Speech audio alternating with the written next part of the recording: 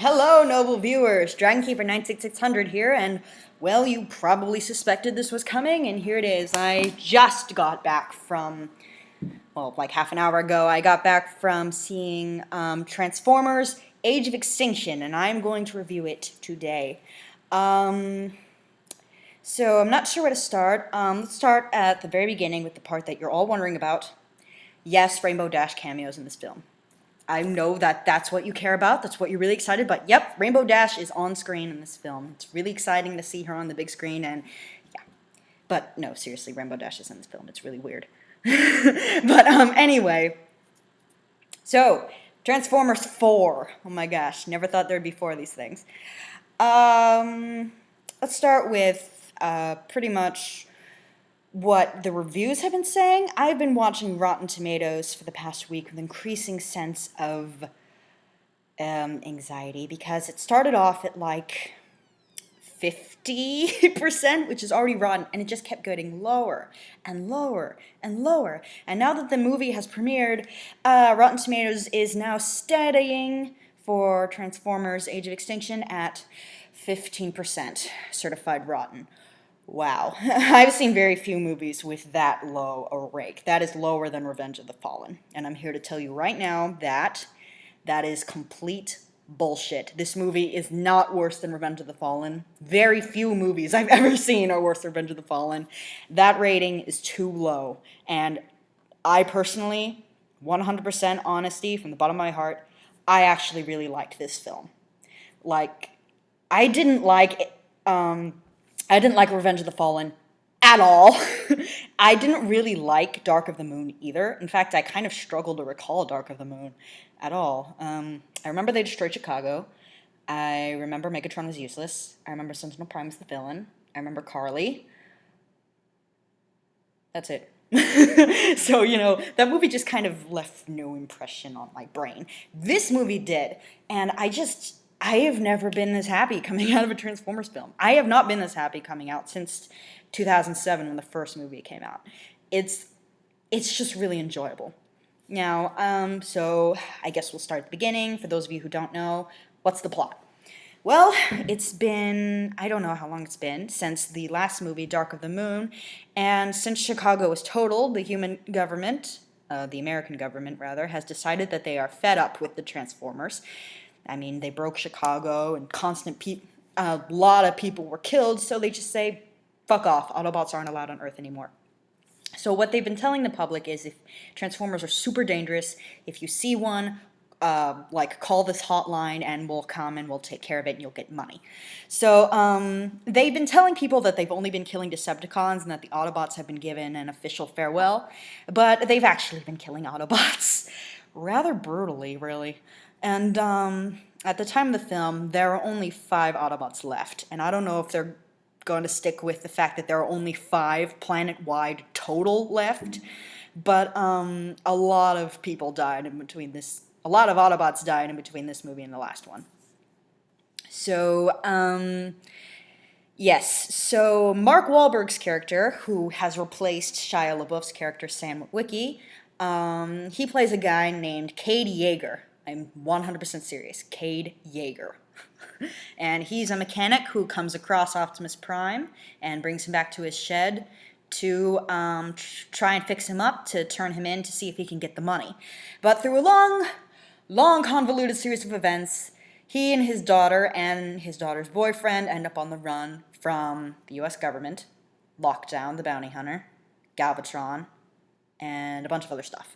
And the main thing that you hear a lot of people talk about this movie is its length. It clocks in at 2 hours and 45 minutes, which is longer than any Transformers film. And it's a Michael Bay film, so, there's none of those moments that are, like, quiet or allow the film to just breathe. It's constant stuff. And but it's good stuff, and it's stuff I actually remember. And this is one of those movies that I feel like is actually, like, 3 or more movies crammed in. Because, like, with Pirates of the Caribbean,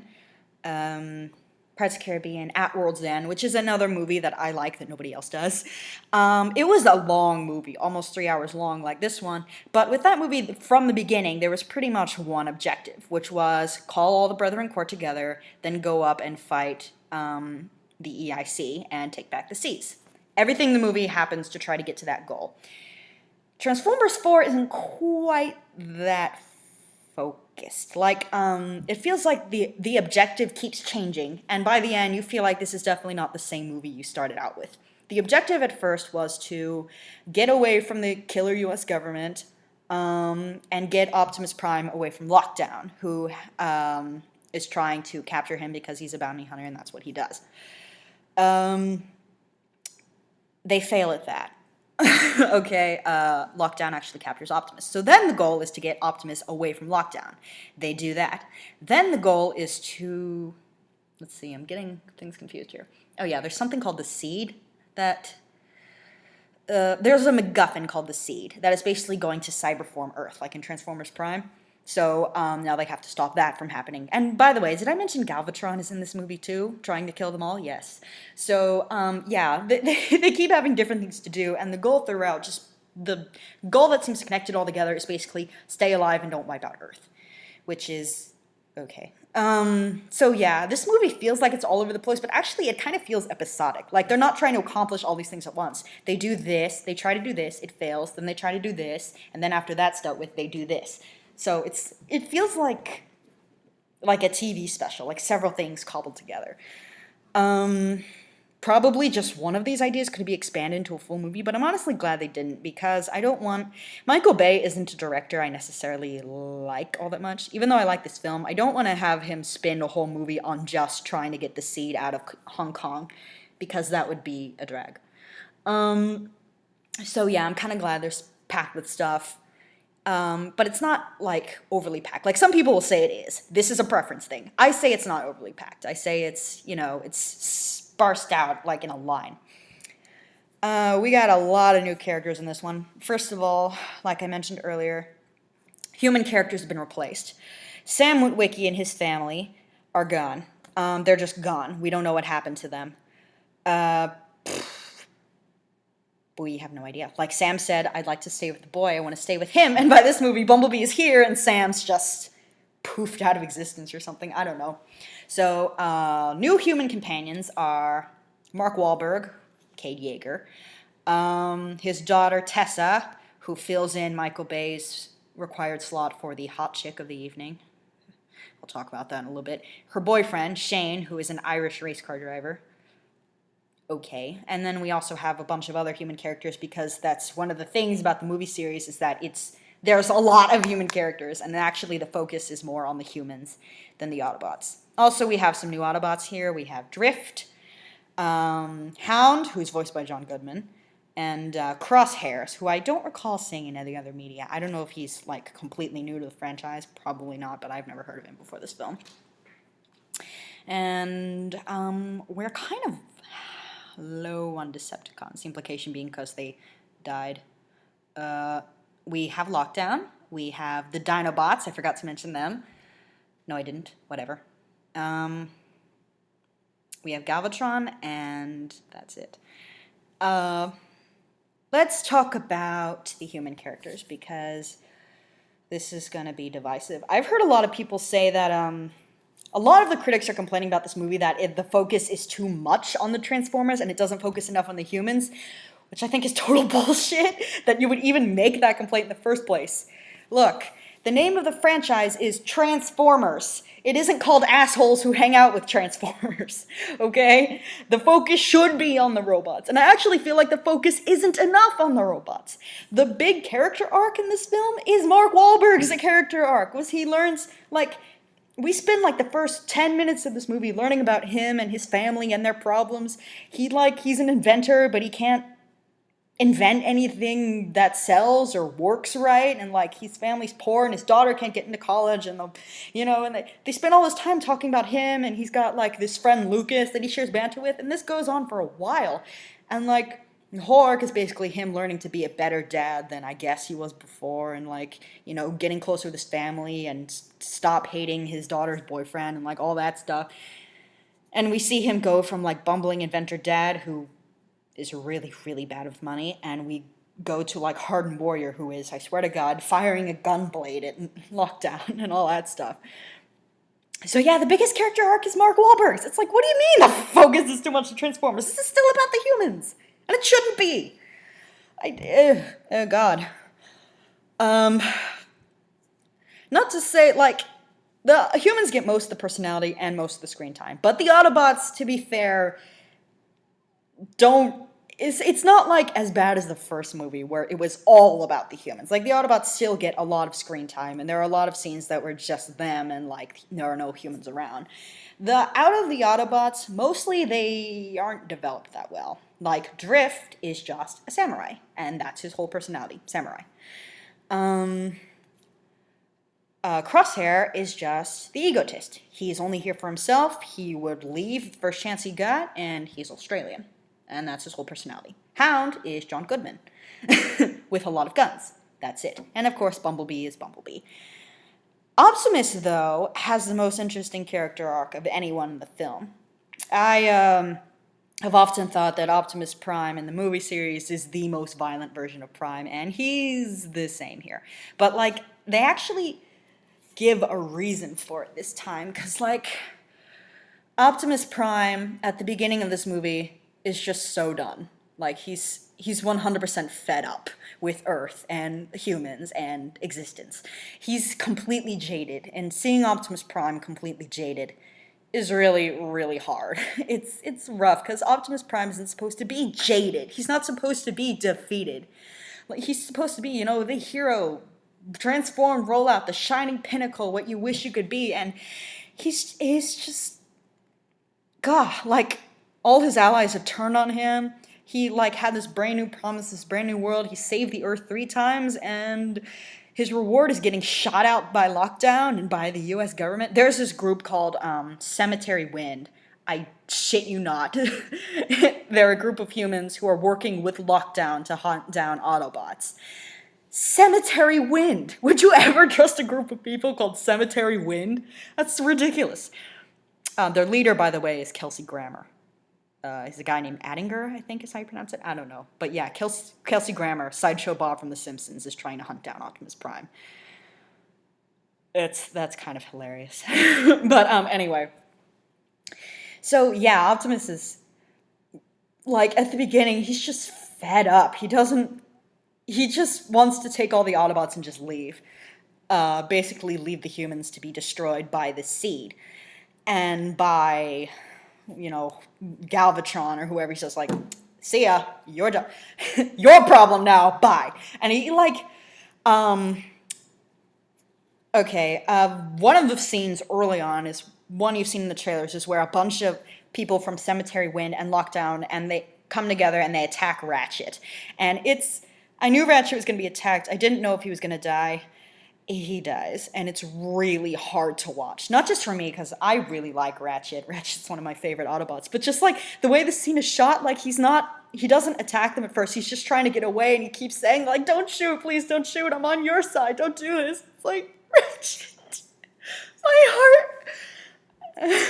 And they, like, Lockdown tears out his spark, and you see, like, just his head later, because they're smelting it down for Autobot alloy. And when Optimus sees this, he loses his shit. And it's really scary to know that Optimus has lost his temper with us, with you, with humanity. And he straight up says, for what they have done, they will die. Those are his exact words. They will die. Look, Autobots have killed humans before. It happened in Transformers Prime. But this is the first time Optimus has set out specifically with the intent of revenge. And it was a little scary, and, like, for multiple reasons. Yeah, and basically his arc is learning that not all humans are bad, and even though things have seemed like they've gotten, unsalvageable, you have to look for a reason to keep going and all that stuff. And that was interesting. And I kind of wish the movie had focused more on that instead of whether or not Mark Wahlberg is going to put a bullet hole in Shane's forehead. So there was that. I really like that character arc. What else can I talk about? Okay, let's talk about the reasons this isn't as bad as Revenge of the Fallen, because there are a lot of them. First of all, in Revenge of the Fallen, Revenge of the Fallen came out right after the writer's strike. I don't know if you remember that. I do. It was the time when nothing good was on TV because the writers were striking, and all the movies were shit. So basically, Michael Bay didn't have good writers. He just, like, literally, he just took the outline they had for the second film and went, well, I'm gonna make a movie with just this. And the result was a travesty. One of the reasons it was a travesty is that the humor and the dialogue were complete shit. Like, the jokes were really crude. Like, you had, like, the Chihuahua humping the pug, that was classy. And then Devastator had testicles, that was really classy. Like, all that stupid shit like that. This movie is, like, way more serious in tone than the previous three. And there isn't, like, crude humor. I don't think most of the jokes, like, there are a few sex jokes, but, like, they're not, like, seeing sexual parts like phalluses or dicks or phalluses and dicks are the same thing, or like balls or whatever on screen. It's like, it's not like that. It's like more like situational things, like Mark Wahlberg getting mad when his girlfriend, I mean his daughter and her boyfriend are like want to, you know, do things that couples do. He gets mad at them and like glares at them and stuff, and like, you know, so it's like stuff around sex, not the sex itself. I never much cared for jokes where it's like, ha, penis, that's the joke. It's like, no. Not to say that there isn't some stupid humor. Like, there's one part where Cemetery Wind comes to Mark Wahlberg's house, because they've tracked, somebody actually, not Mark Wahlberg, his friend named Lucas called in saying, we've got Optimus Prime here. So they, like, came in trying to get Optimus, and, like, Mark Wahlberg is, like, all upset. Like, you can't just come into my property. What's wrong with you? Do you have a search warrant? The guy looks him straight in the face and says, I swear to God, my face is my search warrant. He said that. A grown man said that. I actually went, what? Like, out loud in the theater. Because it was so stupid. Why would you say that? And, like, there were a few other things like that. Like, kind of eye-rolling kind of things. But nothing as bad as Revenge of the Fallen. There are actually... one thing I've noticed about Michael Bay films is that Michael Bay films seem to be occupied by two kinds of people. Hot women and obnoxious guys. That's it. Like, the humans aren't... Not all of the humans are ball-gratingly annoying, but we do have a few. There's one guy who's like a president. He's an aide to the president. And to be fair, he's only in 2 scenes, and they're not very long, but he's like this really nervous, you know, kind of stammering guy. It's like, hey, I was wondering if we could get a photo op with Optimus Prime, and, you know, a lot of people are calling, you know, like that kind of thing. He's got this mustache. It's like, you could tell this character was here just to be laughed at, and it's dumb. Like, no. Let's see. I mentioned I need to stop calling him Mark Wahlberg. Cade Yeager, his friend Lucas, is kind of like that, and he, you know, he's this real obnoxious guy who, like, first line he says, no, not first line, like first 2 minutes in this film, he like comes in, apparently he just got back from trying to serve someplace, he's in this Hawaiian shirt, and he's like, hey, when am I getting paid? And Cade Yeager's like, you haven't showed up for work in like forever. And he's like, oh, come on, man, you know, it's like that kind of thing. To be fair though, that guy dies like 30 minutes in. Yeah, they actually kill off the comic relief character half an hour in. I was kind of surprised, like, and the way it happens is really graphic, too. It's like, oh, shit. So much for that guy. And I actually did like that because it raised the stakes because, you know, a big arc in this film is, like, Cade Yeager wants to protect his daughter, and he's paranoid, and he wants to keep his family safe because he's already lost a wife.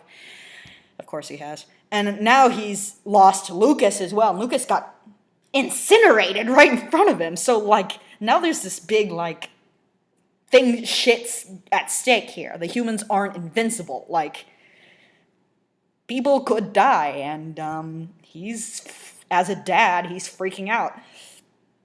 Cade Yeager is much more likable than Sam Witwicky. Not just because Sam Witwicky is Shia LaBeouf, you know, so he's like spazzing and repeating the same syllable over and over, but like Mark Wahlberg, he just seems like more likable because he's, I don't know, he's weird. Like, I always get happy when Transformers have a Transformers series has a companion that's weird. Like, he fixes junk in his garage and none of it works, and it's all like the most weird, it's the weirdest, like, most pointless shit. Like, he's got a guard dog that doesn't work and calls 911 automatically, but like calls it like constantly, and he can't pay the rent, he can't afford anything, and he's like always buying junk and fixing it. He's got like 8 mailboxes all lined up in front of his place for different orders get sent in.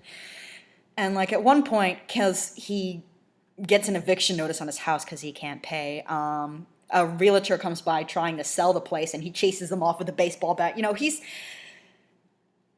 weird, and I like that. Sam, what they were going for was just like the average Joe kind of kid, and I don't like that. I'm like average Joe protagonists, because like if they're so friggin' bland, why would you have them be the protagonist? And I know what the mindset is. It's like, you're in this role. That's you. That boring sack of shit, that's you. It's like, no, like, dude, why do you think we make OCs? We don't need you to put us in the film. We can do that ourselves, okay? We got it. We totally got it.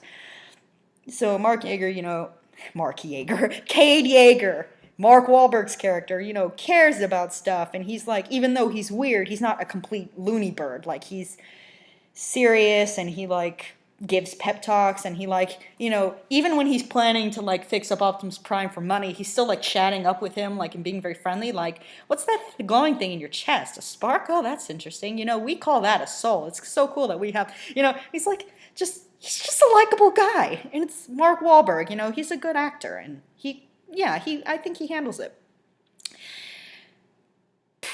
What else did I want to talk about? I have a whole bunch to say about this movie. Okay, yes. So the sets in this movie are pretty cool. Like, there's one point where they're running around in lockdown ship trying to save Optimus Prime, and this ship is the freakiest thing ever. Like, okay, remember how in Transformers Prime, when RC steps into your arachnid ship, and you don't really see much. You only see, like, it's a really creepy hallway, and it's lined up with, like, these tanks with the heads of dead aliens inside. Imagine that taken up to 15.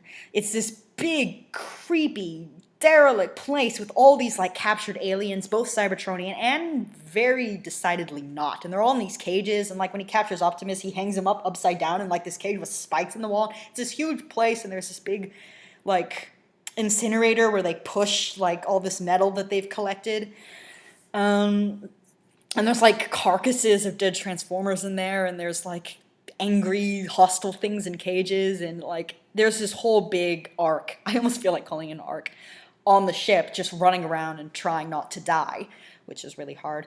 And, the action scenes are really cool, and I can actually follow them pretty well. There's a bit where they're running around Hong Kong. I will say this. These movies are starting to get repetitive. Not because they're all filled with explosions, not because they're all filled with shaky cam, and not because they're all filled with Michael Bay stuff. That's kind of expected. That's the style, whatever.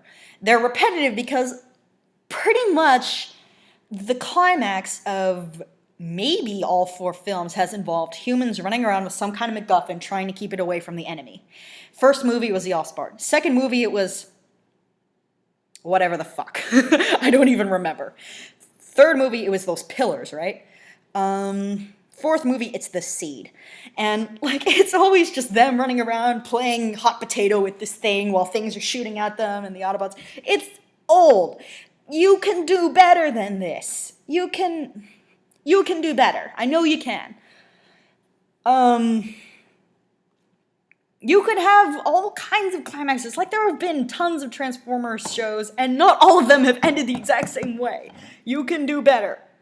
I know has to be a big fight. I know that's mandatory. I get that. But can the big fight be about something other than playing keep away with the MacGuffin? Please? Oh, God.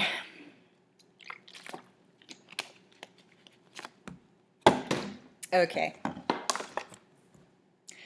That's not the only complaint I have with this movie. The second complaint I have is the normal one that people have. Michael Bay. Have you ever actually talked to a woman? Like, actually talked with her, not at her? Because, like, okay, 2 kinds of people. Obnoxious guys. The other one I mentioned was hot women.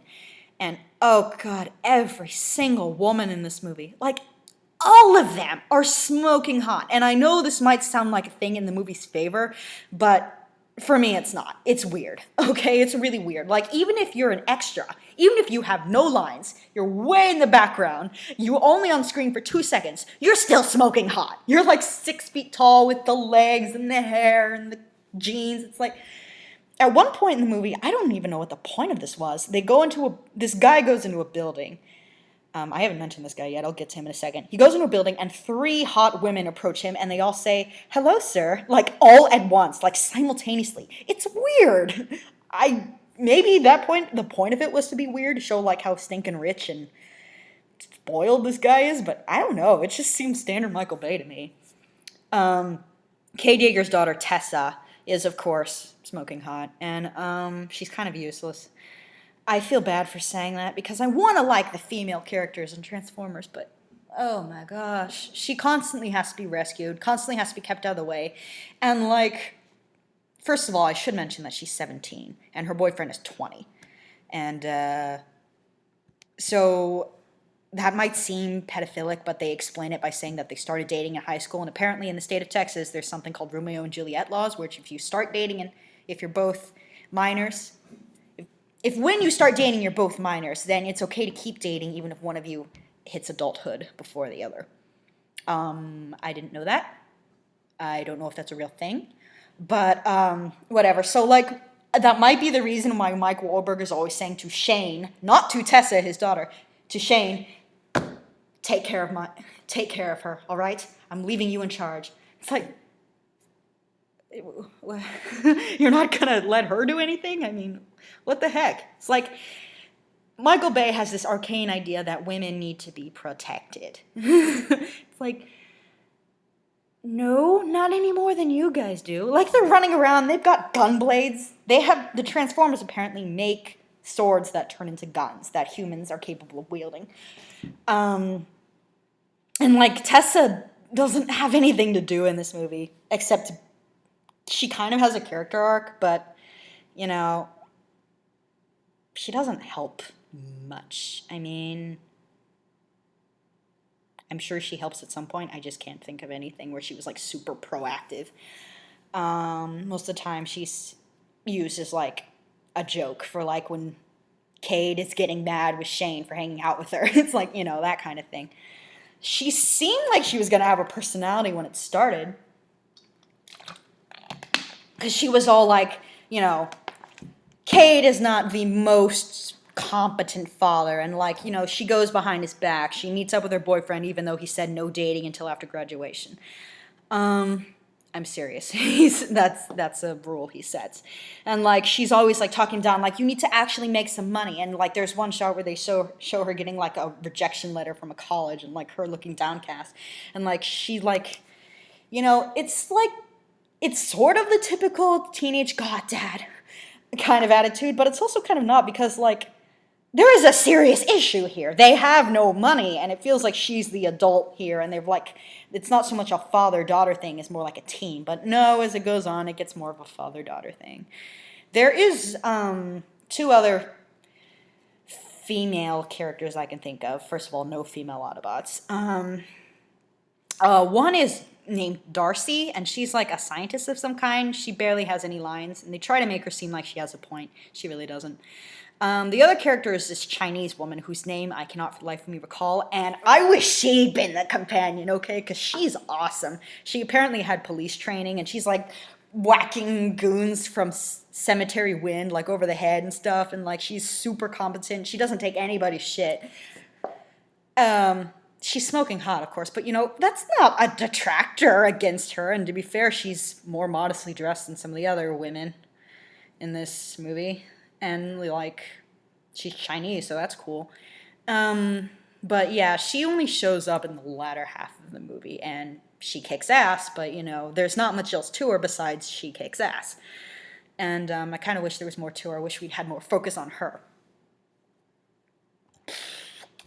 Yes. So that's that.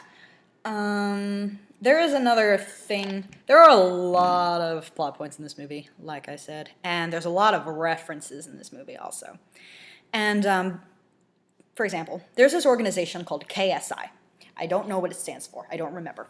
And it's situated in Chicago, which has been miraculously rebuilt, even though they started this whole Autobot hunting thing, because Chicago was apparently destroyed. They seem to do an okay job rebuilding it. Like, the bean is still there, and it seems inhabitable-ish. But, whatever. So, KSI is this organization that is not really affiliated with Cemetery Wind, but they do business with them. So, like, Cemetery Wind is doing business with Lockdown to get Optimus, because there's a bounty on him.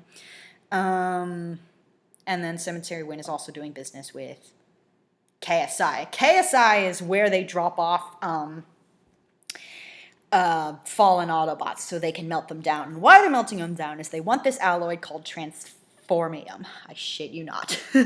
And basically, it basically serves the same purpose as Energon does in Transformers Energon, which makes it twice now that the movie series has referenced Transformers Energon.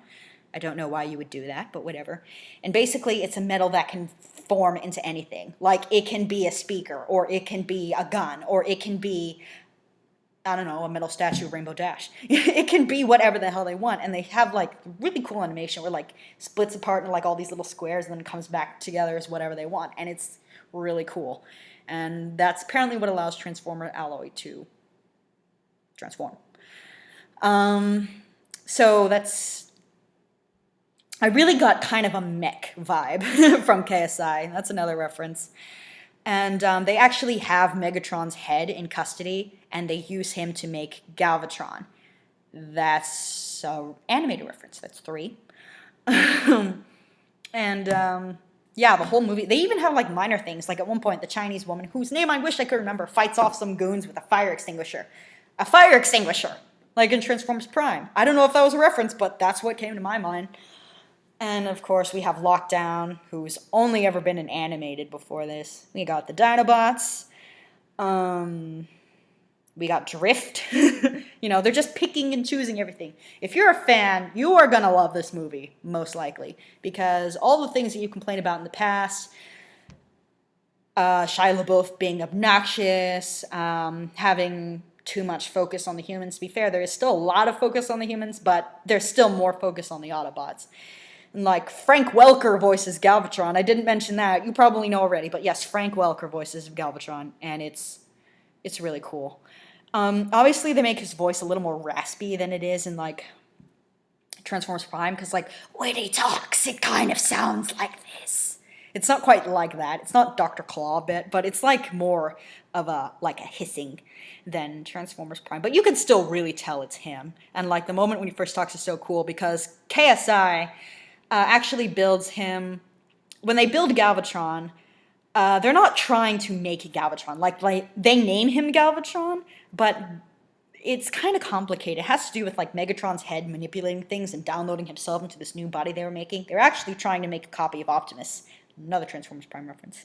But instead, they ended up with a copy of Megatron. And, like, when Optimus is first fighting Galvatron, he thinks it's just a drone. Because that's what they told him. Because that's what they think it is. It's just a sparkless drone. So he's, like, you know, fighting and killing him. And they seem evenly matched. And Galvatron is supposed to be remote controlled. Supposed to be. So I remember this because it was really cool. Optimus says, "You have no soul." And Galvatron's like, "Yes, and I have no fear." It's like, in Frank Welker's voice. It's like, shit. And it was cool. Galvatron doesn't do a whole bunch in this movie. What he does is he uses KSI's has been trying to build their own Transformers. Like, not just Galvatron, like others. They've been trying to... They have a copy of Bumblebee that they call Stinger, and it's shown that they have many more. They actually have 50 more. And Galvatron is apparently telepathically, I guess, controlling them all. So, like, all the Decepticons in this film are actually just extensions of Galvatron's will. Galvatron makes them kill each other. I mean, not each other. Like, tries to get them to kill the Autobots. When that fails, he splits. And I guess that's one of the sequel hooks. Galvatron doing what he does best. Just running the fuck away. So, he doesn't do a bunch in this movie. I guess they're saving that for future movies. But he does enough to make you like it when he's on screen. Like, the Transformers designed by KSI don't transform the normal way Bay Transformers, with all the shifting parts and stuff. They like explode into nanites and like whirl around through the air and then reform in the other alt mode. Some people have complained about this, saying that it's lazy for the CGI artist to do that. Like, I think it looks really cool, okay? And it definitely distinguished them, the man-made Transformers, visually from the actual Cybertronian Transformers.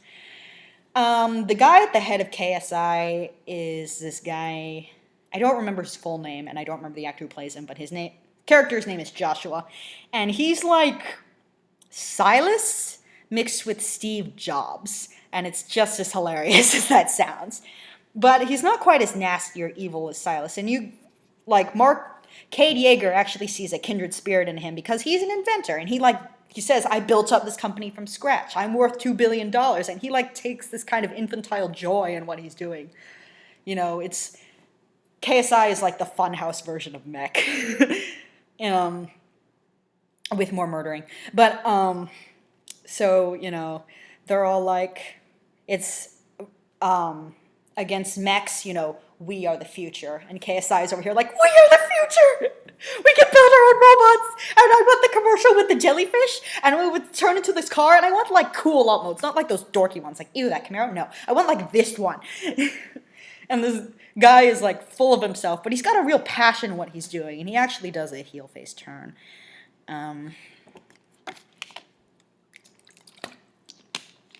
After Cade explains what the seed is and talks to him about it, and says, basically, if this thing erupts, everyone on Earth will die, and it'll be your fault. And he actually listens to that, because this is a guy who's doing science things because he likes science, and he's not malicious.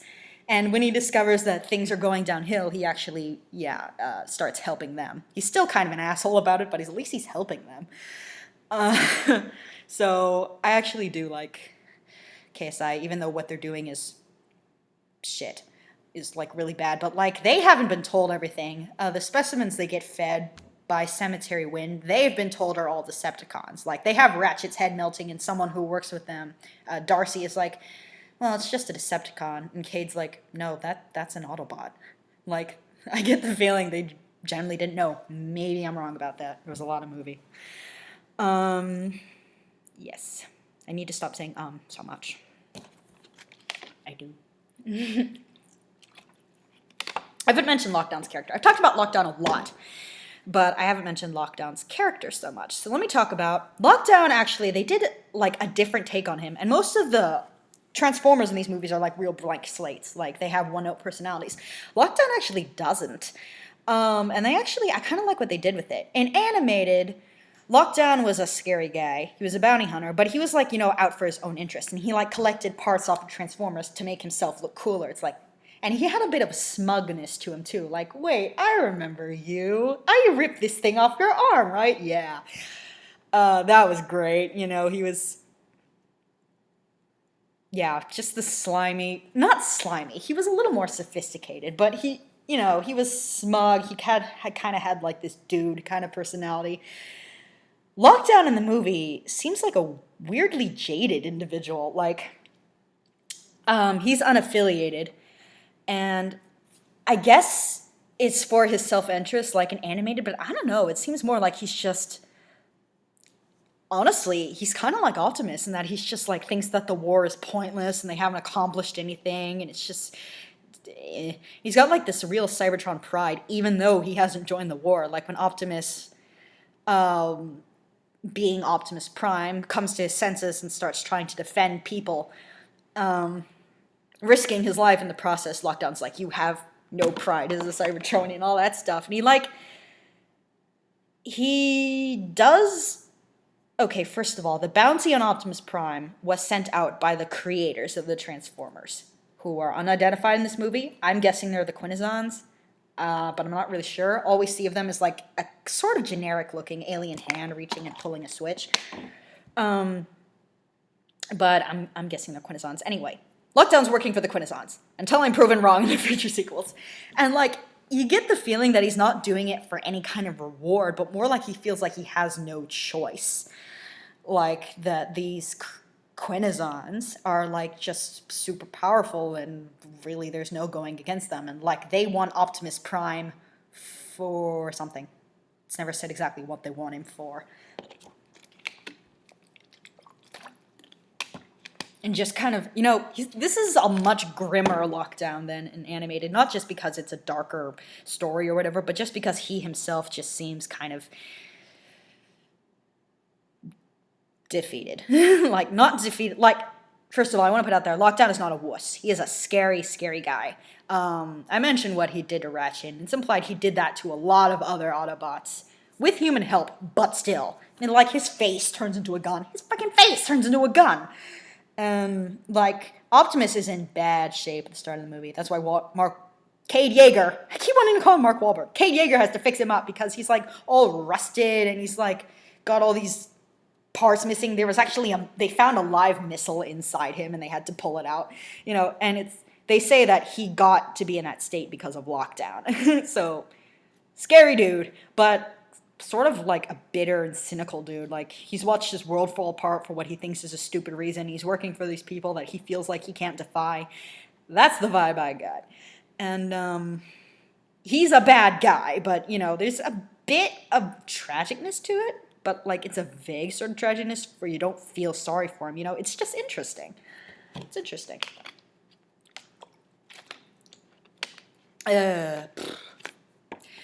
I guess I should mention Bumblebee. Bumblebee's back in form in this film. Bumblebee is actually a little more obnoxious. I don't remember what Bumblebee's personality is like in the second and third film, but I feel like they're going out of their way to make Bumblebee more Bumblebee. Like, at the end of the first movie, they implied his voice was starting to heal and he was going to talk again. They seem to have given that up completely because he talks through the radio full form like he did in the first film. And, like, he does things like when Bumblebee's got this real fragile pride, I guess.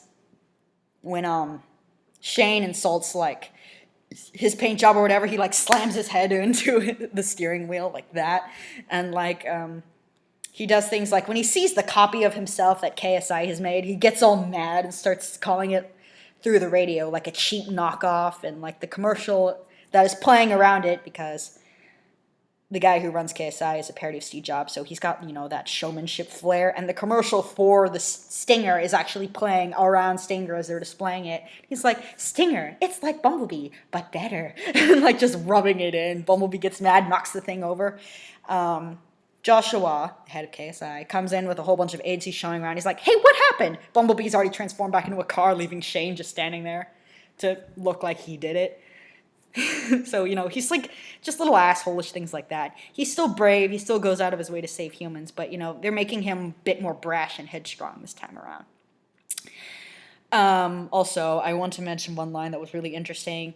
An earlier moment after they're already on the run, when Cade sees Shane and Tessa trying to make out, he, like, tries to get them apart. It's like, no, don't touch each other. Just stop. And he's, like, over next to Optimus, and he's like, boy, kids, And Optimus goes, yeah, I went through the same thing with Bumblebee. It's like, what? Do I want to know? I'm not sure I want to know. Part of me is kind of curious. So, there's that. Suddenly, Bumblebee playing matchmaker with Sam in the first 3 films takes on a new connotation, doesn't it? So that was it. I feel like I could keep talking about this movie for hours. There's just a lot of stuff here. I guess you want me to talk about the Dinobots. To be fair, they only show up in the very last part of the movie. And they don't have many lines, if any. There was one point where it seemed like one of them was speaking, but I'm not sure. That line might have been coming from someone else. So, Dinobot origin story. Boom! The Dinobots were Cybertronian warriors that were captured by Lockdown a long time ago. And apparently there are legends about them because Optimus said so. I don't know. They're big in this version. They're big enough for, like, Optimus to ride Grimlock. I'm sure you saw that in the previews. But, yeah, they don't have lines, and Optimus decides near the climax that they need reinforcements, and there's only 5 Autobots left. Where are they going to get reinforcements? So he breaks into Lockdown ship, The part of the ship they stole, anyway, long story. And he breaks out the Dinobots and he says, okay, I'm going to lead you to freedom. And the Dinobots are like, without dialogue, fuck you, you're not our leader. So they start trying to kill Optimus. So Optimus has to beat them into submission, Predaking style, to get them to do what he wants. And it's so funny because he's like, I'm trying to give you freedom. Bam! Yeah, okay. That's a way to win them over. But I guess it worked because they help with the climax after that. So the Dinobots we have are Grimlock, and honestly, that's kind of it. Like, some of the others are supposed to be like, I guess, versions, but like all the old names they use for the Dinobots they don't use. There's like, they have names like Strafe and Scorn and Slog and stuff. Like one turns into a Triceratops, and that's obviously supposed to be Slag, but he has a different name, of course. And there's one that's a Brontosaurus, one that's a two-headed pterodactyl. I think that one is Strafe. And there's one that's a Spinosaur, which I think is really funny, because Nostalgia Critic was just saying like a couple of weeks ago, it's like, you don't have the stupid Spinosaur in the poster, it's the motherfucking T-Rex. It's like, well, yes, the T-Rex is on the poster, but the Spinosaur also made it into the movie too. So, yeah. Yeah, but they don't have dialogue. They do kick ass, though. And at the end of the movie, Optimus just, like, says, you did a good job, you're free, go, run amok, and he sets them loose. So now there are 5, maybe more, Dinobots running loose in China, which is great. It's like, thanks, Optimus. Remind me why the government doesn't want you around again? So, yes. That's great. So, I'm running out of things to say. I'll probably think of more things to say later, but that's basically it.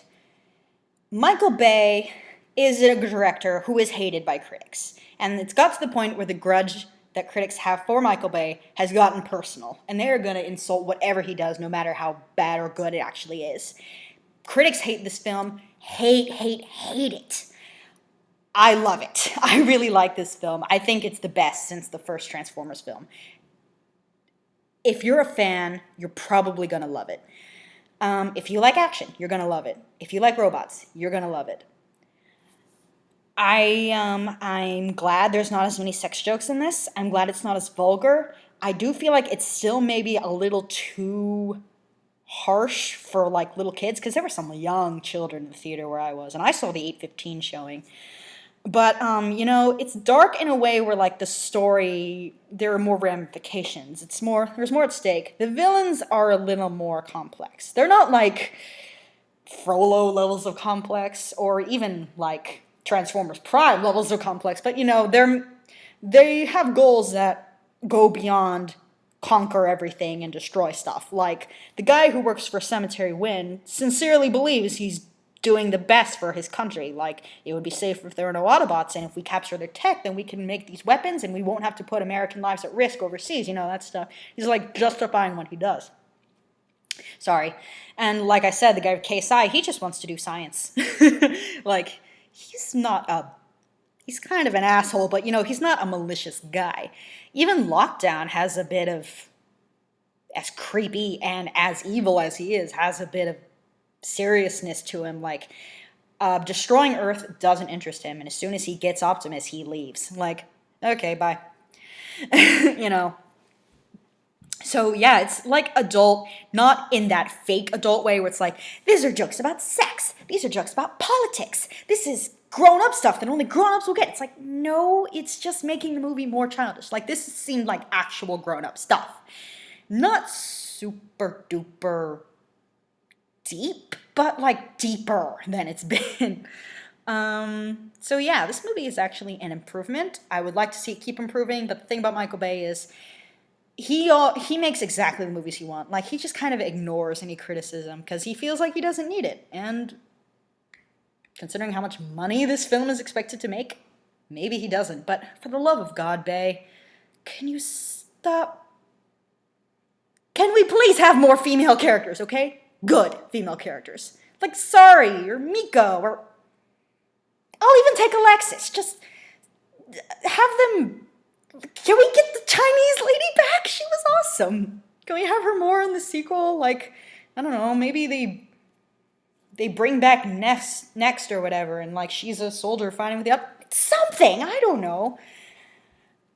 This isn't a great film, but do feel like it's seriously underrated, and it is packed full of stuff. If you don't feel like sitting through 3 hours, then by all means don't sit through 3 hours. I can't make you do that, but if you're a fan, you're gonna love it. And basically, what all the critics have been saying, even the many who don't like this film have been saying is, if you buy a ticket for this thing, you're getting what you paid for. You came to see robots fight, you're getting that. A lot of it. And actually an interesting, if somewhat scattershot narrative around it. So I like this film. It could be better. I would love to see the next one be even better. I'd like to see more depth for the Autobots and for the Decepticons, and I would just like to keep up the pace. We're on an uphill slope right now, and I'd like to keep going up. So, good movie, few issues, but very enjoyable, and hopefully this will tide us over until Robots in Disguise comes out next year. Strong Keeper 96600, signing off. Roll out.